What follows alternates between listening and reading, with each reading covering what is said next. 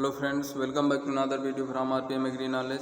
आज हम डिस्कस करने वाले हैं एपोमिक्सिस या संघजनन के बारे में, जो कि आपके बीएससी थर्ड सेमेस्टर में फंडामेंटल ऑफ प्लांट ब्रीडिंग में रिप्रोडक्शन या जनन के अंतर्गत ये टॉपिक कवर किया गया है, वहाँ पर दिया गया है। तो एपोमिक्सिस या असंघजनन जो कि रिप्रोडक्शन में ही आपका आता है।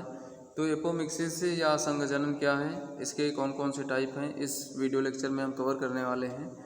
तो आइए शुरू करते हैं आज का वीडियो लेक्चर। एपोमिक्सिस जो टर्म है, इसको कोइंड किया गया था हैग्ड के द्वारा 1893 में, और एपोमिक्सिस को डिस्कवर किया गया था विंकलर के द्वारा 1908 ईस्वी में। तो एपोमिक्सिस आपके क्या है, एपोमिक्सिस जो होती है वो अंडकोशिका या एक सेल अथवा भ्रूण कोश या एम्ब्रियो साइक की किसी अन्य कोशिका या कोशिका प्रदेश न्यूसेलस आदि से बिना निषेचन किए हुई अगर भ्रूण का विकास होता तो उसको हम एपोमिक्सिस कहते हैं। ये यहाँ पर जो फिगर आपका दिखाया गया है वो ओयूल का है, तो इसमें नीचे वाला जो पोर्शन होता है इसको हम माइक्रोपाइल कहते हैं, और ये हाइलम है और ये फेनिक्यूल्स है। और यहाँ पर ये जो स्ट्रक्चर दिया गया है ये पूरा का पूरा इसको हम एम्ब्रियो सैक कहते हैं। अब एम्ब्रियो सैक में क्या होता है, यहाँ पर 3 आपके एंटीपोडल सेल पाई जाती हैं, और यहाँ पर दोनों तरफ सिनर्जिड सेल्स होती हैं। इसके अलावा एक बीच में एक सेल होती है, और ये बीच में N+N पोलर न्यूक्लियाई पाए जाते हैं। और यहाँ पर ये जो इंटेगुमेंट्स या अध्यावरण होता है, और यहाँ पर ये जो सेल्स होती हैं इसको हम न्यूसेलस बोलते हैं, और ये जो ऊपर यहाँ पर सेल पाई जाती हैं उसको हम कलेजा के नाम से जानते हैं। तो ये बेसिक सा स्ट्रक्चर था आपका ओयूल का। अगर इसको आप समझ गए, यहाँ पर समझ लेंगे तो आगे आपको समझने में आसानी होगी। तो यहाँ पर किसी भी एक सेल के द्वारा अथवा जो एम्ब्रियो साइक की किसी भी अन्य सेल्स हैं या फिर न्यूसेलस की किसी भी कोशिका के द्वारा अगर बिना निषेचन किए हुए ही अगर एम्ब्रियो या भ्रूण का विकास होता है तो उसको हम एपोमिक्सिस के नाम से जानते हैं। एपोमिक्सिस वो कहलाता है। तो एपोमिक्सिस आपका 2 भागों में हम विभाजित कर सकते हैं। एक होता है वनस्पति का संघजनन या वेजिटेटिव एपोमिक्सिस, और दूसरा होता है अयुग्मिता या एगैमोस्पर्मी। अब यहाँ पर पहला जो वनस्पति का संघजनन है या वेजिटेटिव एपोमिक्सिस है, ये मेनली आपके वेजिटेटिव पार्ट्स में देखने को मिलता है। और यहाँ पर क्या होता है, सिर्फ वेजिटेटिव बड्स के रूप में यहाँ पर कुछ स्ट्रक्चर दिखाई पड़ते हैं। जैसे इसमें लैंगिक जनन के स्थान पर फ्लावर्स ना होकर वहाँ पर बल्बिल्स या वेजिटेटिव बड्स बनती हैं। तो ये मेनली आपके इलियम है, पोवा है और एगेव में, इन सब क्रॉप्स में देखने को मिलती हैं। जैसे लहसुन वगैरह में आप देखे होंगे ऊपर फ्लावरिंग ग्रुप, वहाँ पर छोटे छोटे जो क्लोव्स हैं उसी के आकार के संरचनाएं होती हैं, उसको हम बल्बिल्स के नाम से जानते हैं या वेजिटेटिव बड्स कहते हैं। तो वहाँ पर ये दिखाई पड़ती हैं, तो इसी को हम वेजिटेटिव एपोमिक्सिस के नाम से जानते हैं। अब यहाँ पर भी फिगर में आप देख सकते हैं कि वेजिटेटिव बड्स के रूप में यहाँ पर स्ट्रक्चर दिखाई पड़ रहे होंगे। तो ये आपका एम्ब्रियो यहाँ पर वेजिटेटिव एपोमिक्सिस कहलाता है। इसके बाद दूसरा है अयुग्मिता या एगैमोस्पर्मी। दूसरा आपका एपोमिक्सिस को जो दूसरा विभाजन है, इसमें क्या होता है, इसमें बीज के द्वारा संघजनन होता है, और ये 3 प्रकार की होती है। और यहाँ पर पहला है अनावर्ती असंघजनन या नॉन रिकरेंट एपोमिक्सिस, आवर्ती असंघजनन या रिकरेंट एपोमिक्सिस, और तीसरा है अस्थानिक भ्रूणिता या एडवेंचुयो एम्ब्रियोनी। अब यहाँ पर एक एक करके हम इसको डिस्कस करेंगे। पहला दिया गया है अनावर्ती असंघजनन या नॉन रिकरेंट एपोमिक्सिस।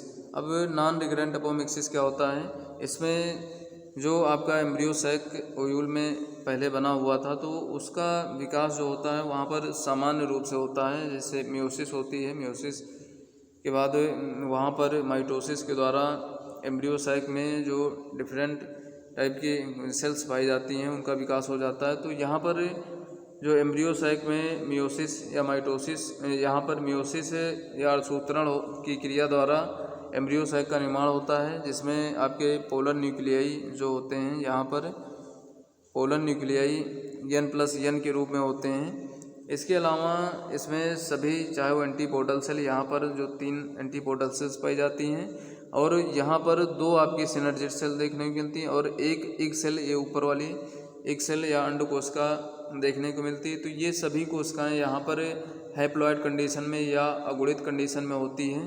तो यहाँ पर जो भी अगुणित कोशिकाओं में से किसी एक अथवा अधिक कोशिका से बिना निषेचन के ही वहाँ पर भ्रूण का विकास होता है। अगर यहाँ पर भ्रूण का विकास अंड कोशिका या एक सेल से बिना निषेचन किए हुए ही हो जाता है तो उसको हम अगुणित निषेचन जनन या हैप्लॉइड पार्थेनोजेनेसिस के नाम से जानते हैं, जो यहाँ पर एक सेल पाई जाती है। अगर यहाँ पर ये निषेचन ना करे, फर्टिलाइजेशन ना हो और बिना फर्टिलाइजेशन के ही अगर ये एम्ब्रियो का निर्माण कर दे, भ्रूण का विकास कर देती है, तो इसको हम हैप्लॉइड या अगुणित अनिषेच जनन या हैप्लॉइड पार्थेनोजेनेसिस के नाम से जानते हैं। अगर इसके अलावा अन्य कोशिका जैसे आपकी एंटीपोडल सेल हैं या फिर सिनर्जिड सेल, अगर इसके द्वारा यहाँ पर एम्ब्रियो का निर्माण बिना निषेचन के होता तो उसको हम हैप्लॉइड एपोगैमी या अगुणित अपयुग्मता के नाम से जानते हैं। और ये जो नॉन रिकरेंट एपोमिक्सिस होती है ये मुख्यतः फल वृक्षों में नहीं देखने को मिलती है, जबकि इसकी ये जो जनन पद्धति होती है ये गेहूँ, जौ, मक्का आदि फसलों में देखने को मिलती है। और मक्के में जो होमोजाइगस इनब्रेड लाइन होती हैं उनके उत्पादन के लिए भी इसी प्रकार के हैप्लॉइड का प्रयोग किया जाता है। और यहाँ पर अगुणित पौधों पर जो भी सामान्य क्रियाशील युग्मकें होती हैं वो असंग जनन नहीं बनती हैं और इसके द्वारा यहाँ पर आगे की जनन की क्रिया होती है वो नहीं हो पाती है। तो ये आपका नॉन रिकरेंट, इसीलिए इसको हम नॉन रिकरेंट या अनावर्ती असंगजनन कहते हैं। इसके द्वारा हम आगे की जनन की प्रोसेस को नहीं ले जा सकते हैं, क्योंकि यहाँ पर सारी सेल्स आपकी हैप्लॉइड होती है और हैप्लॉइड होने के कारण ये स्टेराइल टाइप की हो जाती हैं। अब इसके बाद अगला है आवर्ती असंगजनन या रिकरेंट एपोमिक्सिस। इसमें क्या होता है, इसमें जो एम्ब्रियो सैक या भ्रूण कोश का विकास होता है वो आर्किस्पोरियम की किसी कोशिका से होता है या फिर बीजांड का या न्यूसेलस की किसी भाग से होता है। तो यहाँ पर जो एम्ब्रियो का निर्माण हो रहा है वो न्यूसेलस की सेल से होगा या फिर आर्किस्पोरियम की सेल से होगा। अधिकतर एम्ब्रियो सैक का निर्माण आर्किस्पोरियम सेल से ही देखने को मिलता है। तो यहाँ पर जो एम्ब्रियो सैक का विकास होता है वो चाहे किसी भी कोशिका से हो, और लेकिन यहाँ पर कंडीशंस क्या होगी, वो सदैव अर्धसूत्रण की क्रिया वहाँ पर नहीं होगी। बिना अर्धसूत्रण या मियोसिस की क्रिया के द्वारा ही वहाँ पर एम्ब्रियो सैक आपका बनेगा। अगर इस प्रकार से एम्ब्रियो सैक आपका बनता है तो वहाँ पर जो भी एक सेल हो या एंटीपोडल सेल हो या सिनर्जिड सेल हो, सभी वहाँ पर डिप्लॉयड या द्विगुणित कंडीशन में होगी। हैप्लॉइड कोई भी वहाँ पर नहीं होगी, क्योंकि यहाँ पर मियोसिस की क्रिया नहीं होती है, मियोसिस नहीं होता है यहाँ पर। तो उसके बाद यहाँ पर जब भ्रूण कोश का विकास अगर आर्किस्पोरियम कोशिका से होता है तो इस क्रिया को हम जननिक एपोस्पोरी या जनरेटिव एपोस्पोरी के नाम से जानते हैं। या फिर जब कलेजा की किसी कोशिका से भ्रूण कोश बनता है तो उसको हम सोमैटिक एपोस्पोरी के नाम से जानते हैं। और दोनों ही दशाओं में द्विगुणित कोशिका में बिना अर्धसूत्रण की क्रिया के एम्ब्रियो सैक या भ्रूण कोश बनता है। यदि ऐसे द्विगुणित भ्रूण कोश की इग सेल से भ्रूण का विकास होता है तो इस क्रिया को हम द्विगुणित अनिषेच जनन या डिप्लॉयड पार्थेनोजेनेसिस कहते हैं। अगर यहाँ पर जो इग सेल पाई जाती है जो कि डिप्लॉयड है, अगर ये बिना निषेचन किए हुए ही एम्ब्रियो का निर्माण या भ्रूण का विकास कर देता है तो उसको हम डिप्लॉयड पार्थेनोजेनेसिस के नाम से जानते हैं। इसके अलावा अगर भ्रूण का विकास भ्रूण कोश के किसी अन्य कोशिका से हो, चाहे एंटीपोडल सेल्स हो या फिर आपके सिनर्जिड सेल्स हो, तो उसको हम डिप्लॉयड एपोगैमी या द्विगुणित अपयुग्मता के नाम से जानते हैं।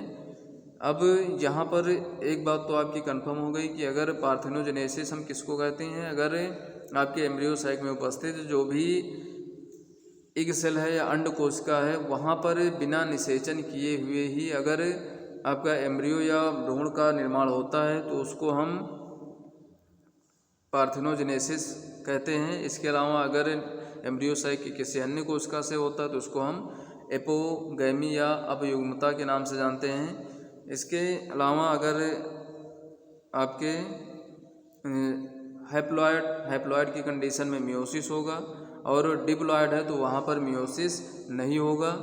तो यहाँ पर आपको ये भी ध्यान रखना है। तो इस साधारण सी बात है, अगर मियोसिस हो रहा है तो उसको हम हैप्लॉयड पार्थेनोजेनेसिस कहेंगे। अगर अंडकोशिका से एम्ब्रियो का निर्माण बिना निषेचन के होता है, अगर एम्ब्रियो साइक की किसी अन्य कोशिका से अगर बिना निषेचन के वहाँ पर एंटीपोडल सेल हो या फिर सिनर्जिड सेल हो, अगर उससे एम्ब्रियो या भ्रूण का निर्माण होता है तो उसको हम एपोगैमी के नाम से जानते हैं, हैप्लॉयड एपोगैमी के नाम से। अगर वहाँ पर मियोसिस नहीं होता है तो उसको हम डिप्लॉयड पार्थेनोजेनेसिस और डिप्लॉयड एपोगैमी के नाम से जानते हैं। अब इसके बाद इसका तीसरा अगला भाग है अस्थानिक भ्रूणिता या एडवेंसिव एम्ब्रियोनी। अब यहाँ पर अस्थानिक जो भ्रूणिता होती है, इसमें क्या होता है, जब भ्रूण कोश से बाहर की किसी कोशिका जैसे इंटेगुमेंट्स है या फिर न्यूसेलस से बिना भ्रूण कोश बने सीधा भ्रूण का विकास हो जाए। अगर वहाँ पर जो आपका एम्ब्रियो सैक बना हुआ है, इसके अलावा इस प्रकार का स्ट्रक्चर आपके ओव्यूल का, यहाँ पर इंटेगुमेंट्स होती हैं, ये आपके आउटर इंटेगुमेंट्स हैं और यहाँ पर जो अंदर वाली उसको इनर इंटेगुमेंट्स के नाम से जानते हैं। अब यहाँ पर ये जो यहाँ पर सेल्स उपस्थित होती हैं उसको हम न्यूसेलस सेल बोलते हैं और ऊपर वाली जो सेल्स होती है उसको हम कलेजा के नाम से जानते हैं। अगर यहाँ पर इंटेगुमेंट सेल से हो या फिर न्यूसेलस के किसी सेल से अगर सीधे भ्रूण कोश ना बने, डायरेक्ट ही अगर भ्रूण का विकास होता है, एम्ब्रियो का विकास होता है तो उसको हम अस्थानिक भ्रूणिता या एडवेंसिव एम्ब्रियोनी के नाम से जानते हैं। और यहाँ पर जो भ्रूण होते हैं वो सदैव डिप्लॉयड कंडीशन में होते हैं, भ्रूण सदैव द्विगुणित होते हैं, जिसके परिणाम स्वरूप यहाँ पर क्या होता है कि बहुत ही संख्या में एम्ब्रियो का निर्माण होता है तो उसको हम सुपर न्यूमेरी एम्ब्रियोस के नाम से जानते हैं। और ये क्रिया अधिकतर गुलाब और नारंगी में देखने को मिलती है। तो ये आपका एपोमिक्सिस पर एक छोटा सा वीडियो लेक्चर था। कैसा लगा हमारा आज का वीडियो कमेंट बॉक्स में ज़रूर बताएं। वीडियो को ज़्यादा से ज़्यादा शेयर करें, चैनल को सब्सक्राइब करें, लाइक करें और शेयर करें। बहुत बहुत धन्यवाद।